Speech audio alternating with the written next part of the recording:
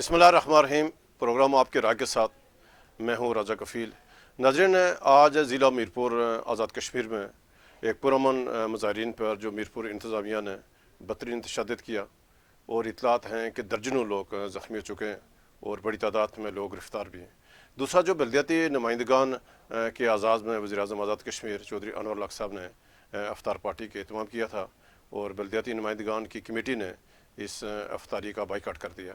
اور پھر جو مسلم نون کا حکومت سے الگ ہونے کا جو معاملہ تھا یہ کہاں پہنچا، یہ 3-4 موضوعات ہیں آزاد کشمیر کے اوورال صورتحال پہ بھی ہم بات کریں۔ میرے ساتھ اسٹوڈیو میں راجہ شیر افغان، یہ ڈپٹی سیکرٹری اطلاعات ہیں مسلم نون آزاد کشمیر کے ساتھ، اور ان کے ساتھ ہیں اعجاز عباسی سینئر تجزیہ کار ہیں۔ تو رائے صاحب، آپ سے اس کا آغاز کرتے ہیں کہ آج جو میرپور میں ایک واقعہ ہوا، ایک پرامن مظاہرین کے اوپر بدترین تشدد کی انتظامیہ نے، اور یہ جو مظاہرین تھے یہ احتجاج یہ کر رہے تھے کہ ان کے کچھ لوگ جو درزی ہیں، کچھ لوگ جہاں نے گرفتار کیے ہیں، اور اس کی بنیاد پر آج انہوں نے جو احتجاج کرے تھے، اور اس پر جو پولیس نے تشدد کیا، بڑی تعداد میں لوگ جو زخمی بھی ہیں، گرفتار بھی ہیں۔ تو یہ آپ کیا کہیں گے آج جو کچھ میرپور میں ہوا سارا؟ بسم اللہ الرحمن الرحیم۔ کفیل صاحب، دیکھیں کہ یہ کوئی آج کا واقعہ نہیں ہے، جس طرح آج آپ نے بھی دیکھا ہوگا سوشل میڈیا پہ، ہم نے بھی دیکھا کہ جو ماہ رمضان کا مہینہ ہے، اور ہمارے ہاں ایک روایت ہے کہ لوگ عید پہ نئے کپڑے پہنتے ہیں اور رمضان میں اس کا بڑا رش بھی ہوتا ہے، اور کیونکہ ان لوگوں کا کام بھی پورے سال میں سب سے زیادہ اسی رمضان کے مہینے میں ہوتا ہے۔ تو جیسا کہ آپ نے دیکھا کہ اس سے پہلے بھی میرپور میں KFC کا واقعہ ہوا، اس کی کوئی تحقیقات ہوئی، کوئی بات منظر عام پہ، یہ آج کے معاملے کی بات نہیں ہے۔ آپ اس سے پیچھے دیکھیں مظفر آباد میں کبھی بھی ایسا ہوا آزاد کشمیر میں کہ ہمارے جو اسٹوڈنٹ ہیں جو فی کی اضافے کے اوپر بات کر رہے ہیں، ان کے ساتھ آپ ڈائلاگ کریں، مکالمہ کریں نوجوانوں کے ساتھ، تو اس وقت ویسے ہی جو ایک نظریاتی انتشار ریاست کے اندر پھیلا دیا گیا ہے، وہ ضروری ہے کہ نوجوانوں کے ساتھ بیٹھ کے ایک مکالمہ کیا جائے۔ تو ان کے اوپر لاٹھی چارج کیا گیا، اور میں سمجھتا ہوں کہ فی الفور میرپور کے اندر جو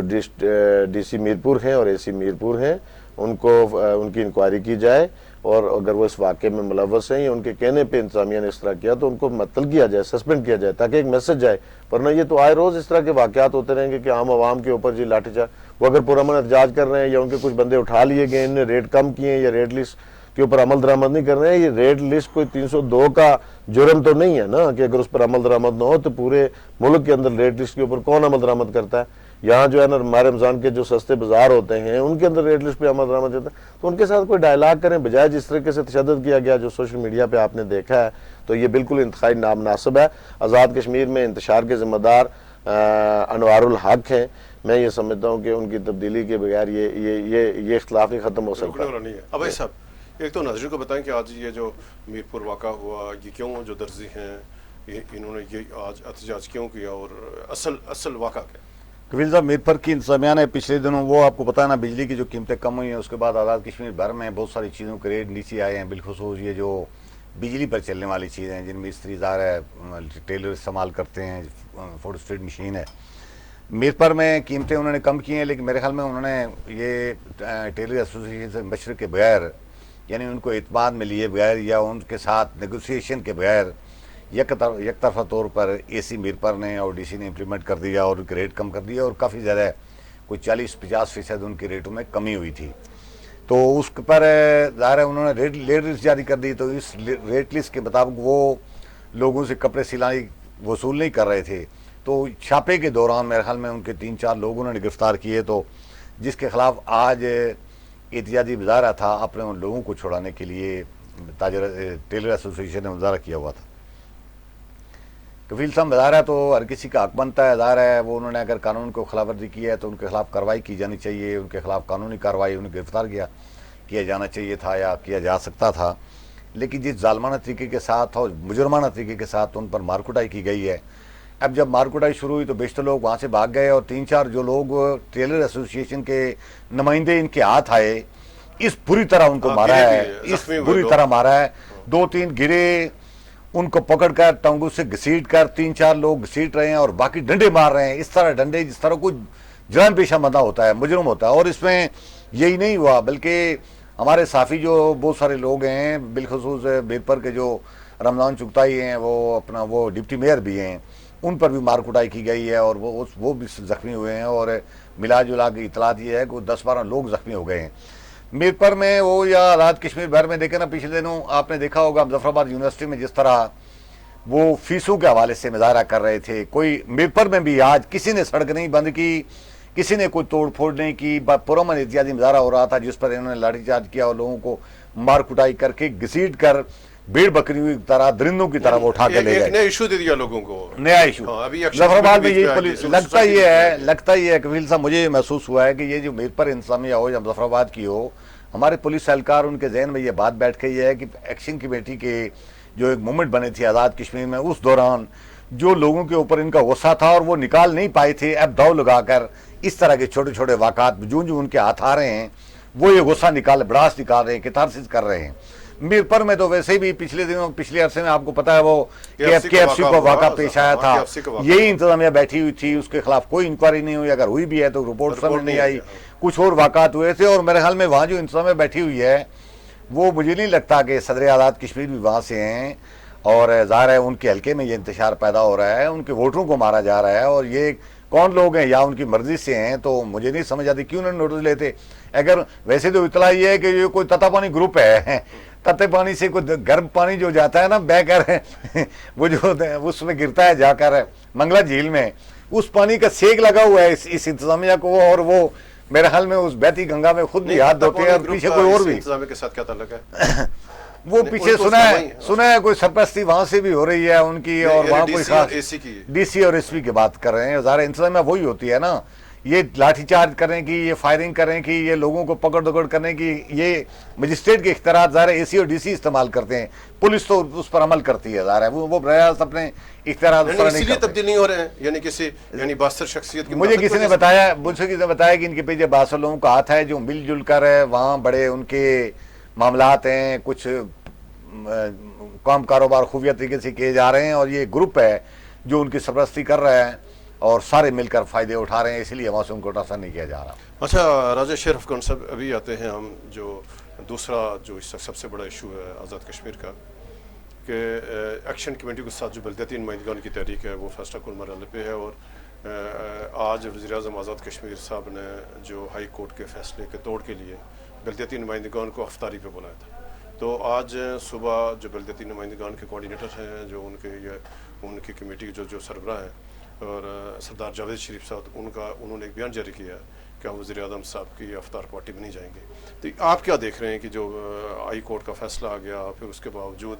جو حکومت ہے، وزیر اعظم صاحب نے بلدیاتی نمائندگان کو اختیارات، ان کو فنڈز دینے کے لیے یعنی کسی صورت انہیں تیار نہیں ہے. آپ کیا دیکھ رہے ہیں ساری صورت؟ دیکھیں نا جی، ایک چیز تو کفیل صاحب یہ ہے کہ پوری دنیا میں یہ جو مقامی گورنمنٹس ہوتی ہیں، بلدیاتی نمائندگان جن کو ہم کہتے ہیں، ان کے ذریعے سے ڈیولپمنٹ کے فنڈ خرچ کیے جاتے ہیں پورے ورلڈ وائڈ، ہر معزز معاشرے میں، جمہوری معاشرے. ہمارے آزاد کشمیر میں 32 سال کے بعد 32 سال تک تو یہ الیکشن نہیں ہونے دیے گئے، ٹھیک ہے. انہی فنڈ کے چکر سے اب دیکھیں نا، یہ ایکسپوز ہو رہی ہے، گورنمنٹ ایکسپوز ہو رہی ہے، یہ ایم ایل ایز جو ہمارے آزاد کشمیر کے ہیں وہ سارے کے سارے ایکسپوز ہو رہے ہیں، کیونکہ یہ اسی فنڈ کی وجہ سے تو ایم ایل اے بنتے ہیں، اسی فنڈ کی وجہ سے تو یہ سارے معاملات چلتے ہیں، اس فنڈ کے اندر تو کرپشن ہوتی ہے. حالانکہ یہ فنڈ بلدیاتی نمائندوں کو، میں نے پہلے بھی ذکر کیا کہ بلدیاتی نمائندوں کو دیے جائیں، اور یہ جو موومنٹ ہے اس کی تقسیم آرام سے ہوگی، ٹھیک ہے، آبادی کے بنیاد پہ ہوگی، وارڈ لیول پہ ترقیاتی منصوبے جائیں گے تو پورے ریاست کا فائدہ ہوگا. ڈیفینیٹلی. دیکھیں نا، ایک وارڈ کے مسائل جو ہیں وہ ایک ایم ایل اے سمجھتا ہی نہیں ہے. ہر حلقے میں کم از کم 8 10 12 یونین کونسلیں ہوتی ہیں. ایم ایل اے سے برادری کی بنیاد پر جاتے ہیں، جو آ رہے ہوتے ہیں، پھر اس کا کیا بنے گا؟ اچھا، ایم ایل اے وہاں آزاد کشمیر میں سیاست کے اندر برادریوں کا نظام کیوں رائج ہے؟ اس کی بنیادی اور بیسک وجہ یہ ہے کہ جو ایم ایل اے کے صوابدیدی پوسٹ ہوتی ہیں وہ اپنی برادری کو دیتا ہے، جو اسکیمیں آتی ہیں وہ برادری کو دیتا ہے، تو برادری اس کو ہمیشہ ووٹ دیتی ہے، اور برادریوں کی بنیاد پہ وہ الیکٹ ہو کے اسمبلی میں جاتے ہیں. قابلیت اور اہلیت کی بنیاد پہ ہمارے 80% M L A Azad Kashmir assembly میں جاتے ہی نہیں ہیں، ان کو موقع ہی نہیں ملتا. دوسری بات یہ ہے کہ جس طرح وزیر اعظم صاحب سے پہلے ان کے ایک وزیر موصوف صاحب نے کہا جی کہ ہم بلدیاتی نمائندوں کے ساتھ بیٹھ کے معاملات طے کرتے ہیں، وہ جو کہ ہائی کورٹ کے فیصلے کے مغائر بات ہے. ہائی کورٹ نے کہا کہ جو 90 کا معاملہ ہے وہ اس کی روح کے تحت ایکٹ 90 کی روح کے تحت عمل کریں. وہ یہ کہتے ہیں جو بلدیاتی نمائندگوں کے ساتھ ہمارا معاملہ، ایک سٹیٹمنٹ وہ دی، اس سے جناب ان کی نیت کا اندازہ ہو رہا ہے. آج جناب پرائم منسٹر صاحب نے کہا جی افطاری کے اوپر آپ آ جائیں، ٹھیک ہے بلدیاتی نمائندگوں کو کل گالیاں دیتے تھے، کل اور باتیں کرتے تھے، آج ان کو افطاریاں کراتے ہیں، لیکن ان کمیٹی نے ختم کر دیا۔ اور میں اس میں ایک الارمنگ بات کہنے لگا ہوں، یہ وزیر اعظم صاحب کو یاد رہنا چاہیے، یہی وزیر اعظم صاحب تھے جو کہتے تھے جی اگر کوئی ہڑتال کر کے تو مجھے دکھائے۔ ہماری آزاد کشمیر میں اس طرح کی ٹریڈیشن نہیں تھی پہلے، اس طرح کی موومنٹس وہ 80 کی دہائی میں تھوڑا بہت ہوا، وہ بھی ایک راولا کوٹ کی حد تک ہوا تھا، اور اس کے ساتھ پوری کشمیر میں نہیں ہوا۔ جب آپ پوری کشمیر میں ہوا تو پھر چیلنج کریں گے، بار بار چیلنج تو کریں گے۔ ابھی یہ جو بلدیاتی نمائندے ہیں، آپ یہ دیکھیں ایکشن کمیٹیاں تو کچھ بھی نہیں ہیں، وہ تو جو ہے نا وہ شاپ کیپرز تھے، ان کے پاس تو ہر سیاسی لوگ ہیں اور ہر وارڈ سے لوگ ہیں، ہر یونین کونسل سے ہیں، سیاسی کارکن ہیں، اور ضلع کی حد تک سیٹ اپ ہے، ٹاؤن کی حد تک سیٹ اپ ہے، اور ہر بندے کے پیچھے کارکن ہے، اور یہ سارے نکل گئے تو پھر کیا عالم ہوگا، آپ سمجھتے ہی ہیں۔ تو میں سمجھتا ہوں پرائم منسٹر صاحب رسک لے رہے ہیں، ان کو اس پر فوراً عمل درآمد کرنا چاہیے، اس فنڈ کے اوپر عمل درآمد کرنا چاہیے، نہ کہ یہ جس طرح جناب ایم ایل ایز کی ابھی تنخواہیں بڑھا دی گئی ہیں، اور ابھی وزراء کی تنخواہیں بڑھا دی گئی ہیں، یہ کوئی اور ایم ایل ایز کی پینشن بڑھا دی گئی ہیں، یہ کوئی طریقہ کار ہے؟ خدا کا خوف کرنا چاہیے۔ اویس صاحب کے آج یعنی جس کا ہم نے یعنی کل بھی اس بات کی نشاندہی کی تھی کہ شاید یہ جو بلدیاتی نمائندگان ہیں وزیر اعظم صاحب کے جانچ سے میں نہیں آئیں گی، جو افطاری میں شاید وہ شرکت نہ کریں، اور آج اعلان کر دیا سردار جاوید شریف صاحب نے کہ جو بلدیاتی نمائندگان کمیٹی کے کوارڈینیٹر ہیں کہ ہم وزیر اعظم کی افطاری، آج انہوں نے پھر مطالبہ کیا ہے کہ فوری طور پر یہ جو ہائی کورٹ کا فیصلہ ہے وزیر اعظم اس کے اوپر عمل درآمد۔ آپ کیا دیکھ رہے ہیں کہ آج کیا کوئی لوگ آئیں گے بیچ میں، اگر آتے بھی ہیں تو پھر کیا اس کو تقسیم ہو پائے گی، وزیر اعظم اپنی سازش میں کامیاب ہو پائے گا؟ کفیل صاحب، میں صبح وہ سحری کے وقت میں نے ان کا وہ براہ راست سنا تھا، انہوں نے اعلان کیا ہے کہ ہماری کمیٹی نے فیصلہ کیا ہے کہ وزیر اعظم مجھے افطاری دی ہوئی ہے، میں تقسیم کرنے کی سازش کر رہے ہیں اور ہم بالکل اس میں نہیں جائیں گے، اور یہ میں سب لوگوں سے ریکویسٹ کرتا ہوں کوئی بھی وزیر اعظم یعنی منتخب بلدیاتی نمائندہ کوئی بھی وزیر اعظم کیوں نہ جائے۔ اب مجھے نہیں لگتا کہ جاوید شریف کے اس اعلان کے بعد جو اس حکومت نے پچھلے عرصے میں پچھلے 1 سال سے شروع کر رکھا ہے آزاد کشمیر بلدیاتی نمائندوں کے ساتھ، تو کوئی بہت ہی بالکل یعنی اپنے انا اور ضمیر چھوڑ کر ہی اگر وہ ہوگا تو ان کی افطاری میں جائے گا۔ لیکن آپ کو پتہ ہے یہاں سیاسی لوگ ہیں، انہوں نے پھر ضمیر اور اصول اور بد اصولی کے ایک نئے معیارات مقرر کر دیے ہیں۔ ہو سکتا ہے کچھ لوگ جائیں، لیکن جو بھی جائیں گے تو ان کو یہ بات یاد رکھنی چاہیے کہ وہ تختہ مشق بنیں گے اپنے منتخب بلدیاتی جو لاٹ ہے اس کے نزدیک بھی اور عوام کے نزدیک بھی۔ اس وزیر اعظم اور ان کی کابینہ سے تو بالکل کوئی خیر کی توقع نہیں ہے کہ وہ بلدیاتی، ظاہر ہے آزاد کشمیر میں اب ان کے اوپر تھوڑا دباؤ آیا ہوا ہے ہائی کورٹ کے فیصلے کی وجہ سے، وہاں سے ان کو توہین عدالت لگنے کا خطرہ ہے، اس لیے وہ چاہتے ہیں کہ کوئی چھوٹے موٹے جو معاہدے ہوئے تھے پہلے بلدیاتی نمائندوں کے ساتھ، پھر بلدیاتی نمائندوں کو گھیرا ڈالیں، بلائیں، آدھے فنڈ چلو کہیں ان کو چھوٹے موٹے ان کو دے کر باقی اپنے ممبران اسمبلی کو بچا کر رکھیں، کیونکہ انہوں نے الیکشن بھی لڑنا ہے، ظاہر ہے آنے والے۔ یہ اصل میں گلوم لوگ کر کے کسی طرح انوار الحق چاہتے ہیں کہ یہ سلسلہ، یہ بلدیاتی نمائندوں کے جو فنڈ ہے ہمارے یعنی ممبران اسمبلی کے ہاتھ میں رہنے والا جو سلسلہ ہے، یہ کچھ 6-8 مہینے تک چلتا رہے۔ ویسے لمبی دیر ان کو غرض مجھے نہیں، میں 2-3 بار اس بات کا ذکر کر چکا ہوں کہ انوار الحق کو اس بات سے کوئی غرض نہیں ہے کہ بلدیاتی نمائندوں کے جو فنڈ ہیں وہ ممبران اسمبلی تک محدود رکھ کر جائیں گے، اس لیے کہ ان کو کیا غرض ہے کہ وہ پروٹیکٹ کریں گے مسلم لیگ نون کے لوگوں کو یا پیپل پارٹی کے لوگوں کو۔ وہ چاہیے رہے ہیں کہ میں اور میرے جو وہ پی ٹی آئی کے باغی گروپ کے لوگ جن کی وجہ سے اس وقت حکومت قائم ہے، ان کے جب تک ہم حکومت ہیں یہ ہمارے ہاتھ میں رہیں، اس کے بعد جاتے جاتے یہ کوئی ایسا نیا پنڈورا بس کھول جائیں گے کہ آنے والی حکومتیں، آنے والی سیاسی پارٹیوں کی جو حکومتیں ہوں گی وہ اور عوام اور بلدیاتی نمائندے آپس میں لڑتے رہیں گے، یہ کوئی ایسا کام کر جائیں گے۔ لیکن میں سمجھتا ہوں کہ جاوید شریف نے بہت اچھا فیصلہ کیا ہے،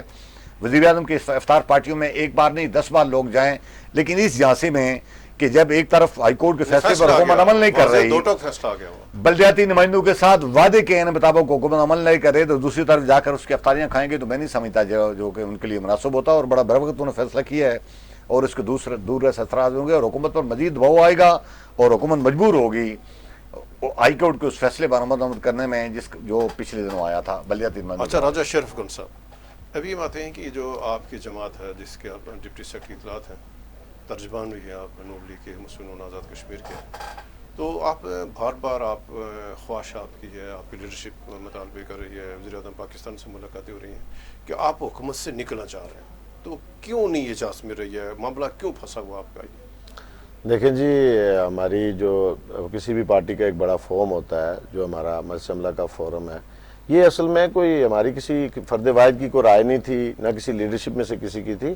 یہ ہمارے سارے کارکنان جو ہیں اجتماعی تھی، کیونکہ سب سے بڑا فورم کسی پارٹی کا مجلس عملہ کا ہے، اس کے اندر جب ہمارا مجلس عملہ کا اجلاس ہوا تو وہاں میجارٹی کارکنان نے، ممبران نے یہ رائے دی کہ ہمیں حکومت میں نہیں رہنا چاہیے، اور اس طرح کی حکومت جو آج کل آزاد کشمیر میں ہائیبرڈ حکومت بنی ہوئی ہے اس میں نہیں رہنا چاہیے، اس سے لانگ ٹرم میں پارٹی کو نقصان ہے۔ یہ کوئی ذاتی فیصلہ نہیں ہے کہ جی ہمارے 2-4 وزراء رہیں یا نہ رہیں یا باہر آ جائیں۔ بیسکلی طور پر اس حکومت کے یہ دیکھیں نا، یہ وزیر اعظم صاحب خود کہتے ہیں MLAs کی حکومت ہے، کوئی اسے تسلیم نہیں کرتا، اور آگے 2026 میں سال سوا سال کے بعد الیکشن آنا ہے، ہم نے الیکشن میں جانا ہے، اور پاکستان میں وفاق میں ہماری گورنمنٹ ہے، ہم نے آزاد کشمیر میں گورنمنٹ بنانی ہے الحمدللہ۔ جس طرح ہم نے 2016 سے 21 کو ڈیلیور کیا، اس طرح سے ہمارا ایک پلان ہے کہ ہم ڈیلیور کریں گے، لیکن اگر یہی حالات رہے، ہمارے وزراء گورنمنٹ میں رہے اور وزراء جو ہے نا وہ صرف اپنے حلقوں تک محدود ہیں،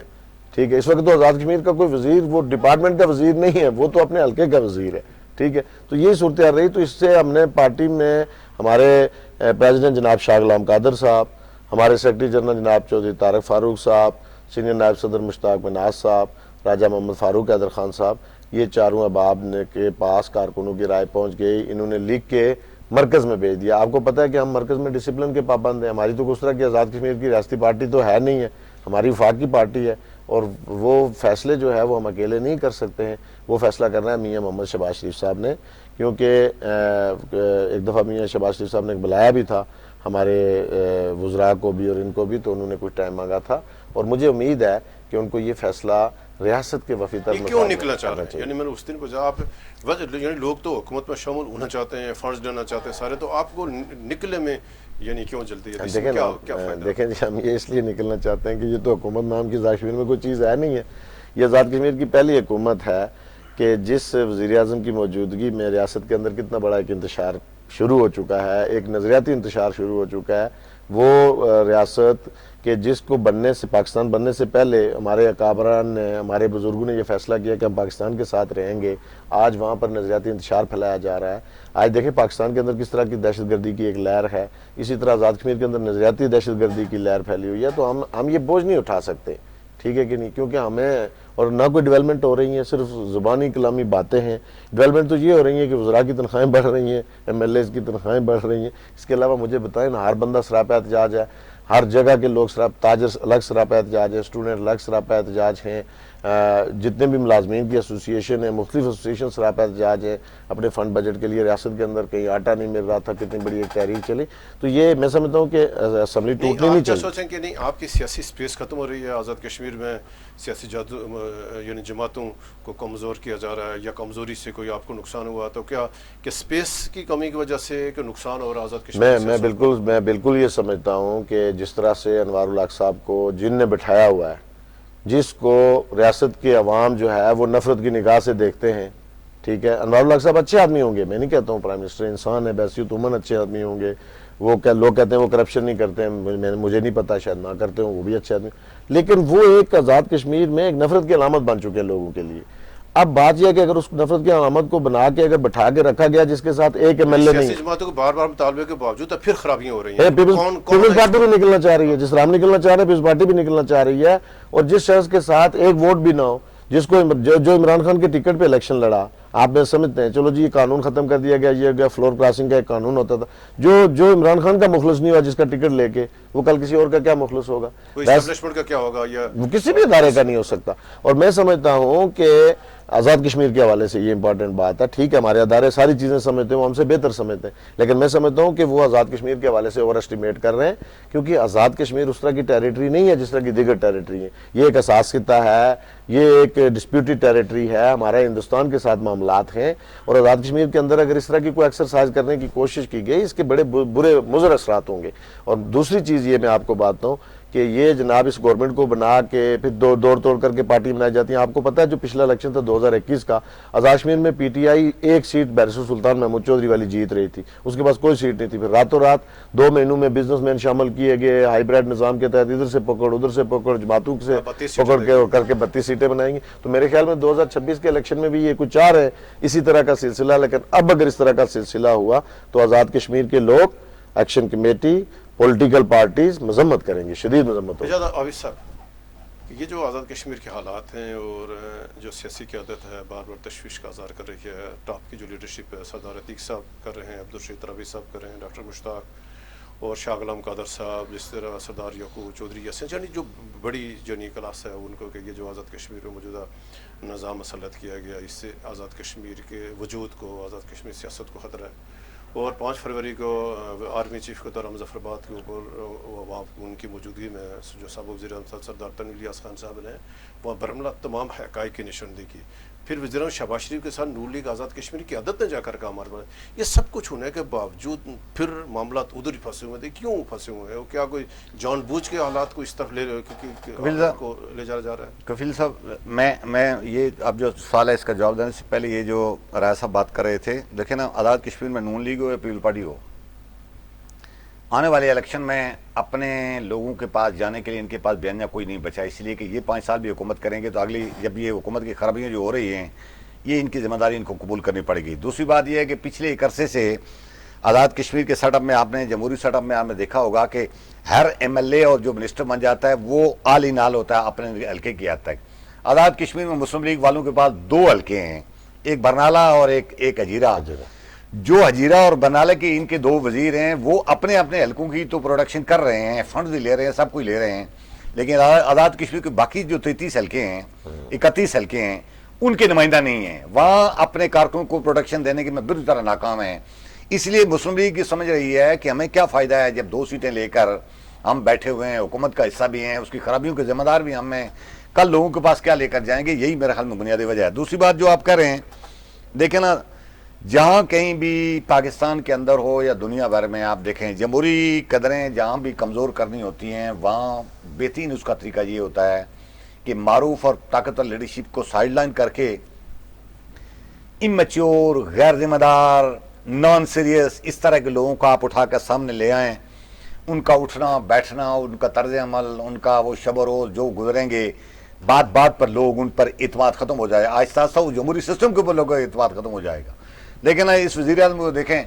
یہ کبھی آرڈیننس جاری کرتے ہیں، پھر دوبارہ میں واپس لے لیتے ہیں. وہ رائے صاحب نے ٹھیک بات کی ہے کہ یہ آزاد کشمیر کے اندر مظاہروں کا کوئی رواج نہیں تھا، لیکن جب اس وزیر اعظم کو دیکھیں تو کہتے ہیں اچھا جی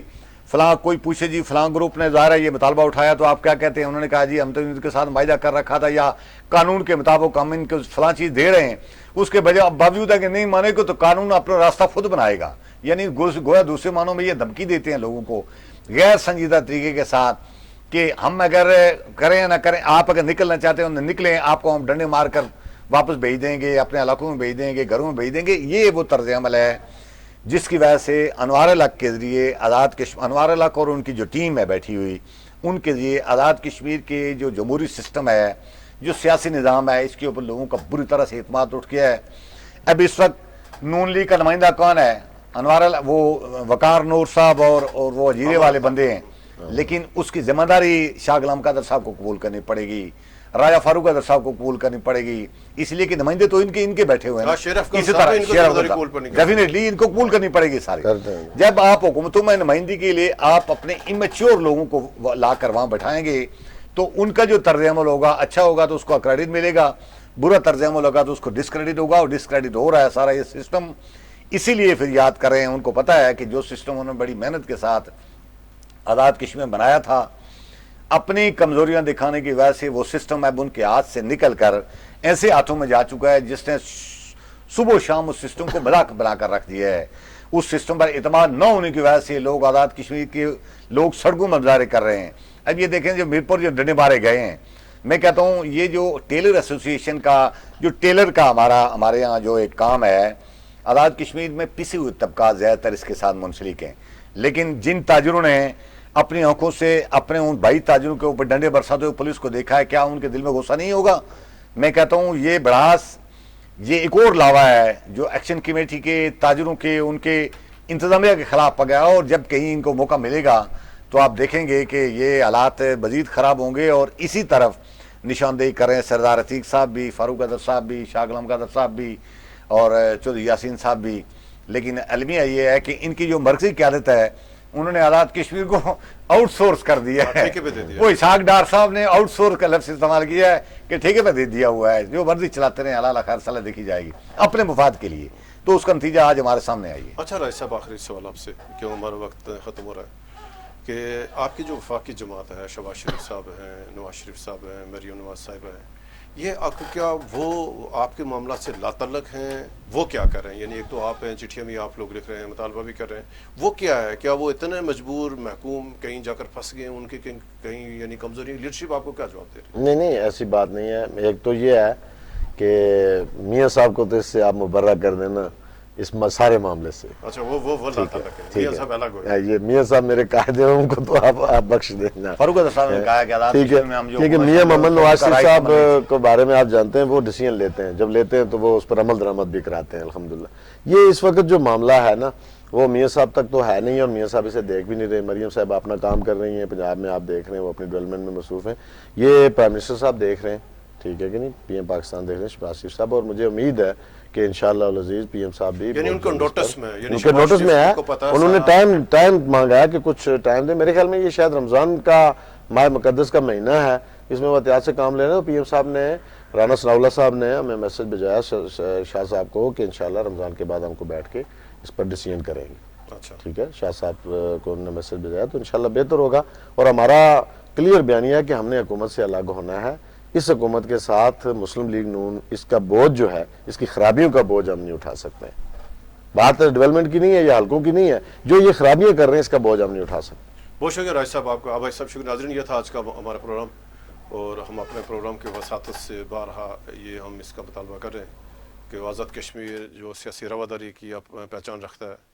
और आज भी वहाँ इंतहाई मुश्किल तरीन हालात में, जब पाकिस्तान में सियासत बहुत मुश्किल होती जा रही है, सियासी स्पेस ख़त्म होता जा रहा है, तो आज़ाद कश्मीर में इस तरह के लोग हैं सियासी रवादार कि वो चाह रहे हैं, वो जो आज़ाद कश्मीर में जिस मुश्किल हालात की वो निशानदेही कर रहे हैं, आने वाले हालात की जो निशानदेही कर रहे हैं, तो हम ज़िम्मेदार जो अदारे हैं, इस्लामाबाद में जो लोग हैं, इस्लामाबाद में जो हुकूमत है, हम इनसे भी कहते हैं कि आज़ाद कश्मीर छोटा सा इलाका है, हसास इलाका है, तहरीक आज़ादी कश्मीर का बेस कैंप है, और वहाँ इस तरह के साथ सियासी अदम इस्तेकाम यानी पाया जाना, इंतशार फैलना, और जो एंटी पाकिस्तान एक अनासर का उभर का सामने आना, ये अब जो ज़िम्मेदार लोग हैं उनको सोचा चाहिए। एक ऐसा निज़ाम आपने आज़ाद कश्मीर में मसलत कर दिया कि जिसमें शामिल हुकूमतें, शामिल जमातें भी इससे अलग होना चाह रही हैं। तो जितना जल्द मुमकिन हो आज़ाद कश्मीर की इस निज़ाम पर, आज़ाद कश्मीर खराबी पर फौरी तवज्जो यानी दी जाए, ताकि हालात को, मामलात को मज़ीद बिगाड़ से बचाया जा सके। कल तक इजाज़त दें, अल्लाह हाफ़िज़।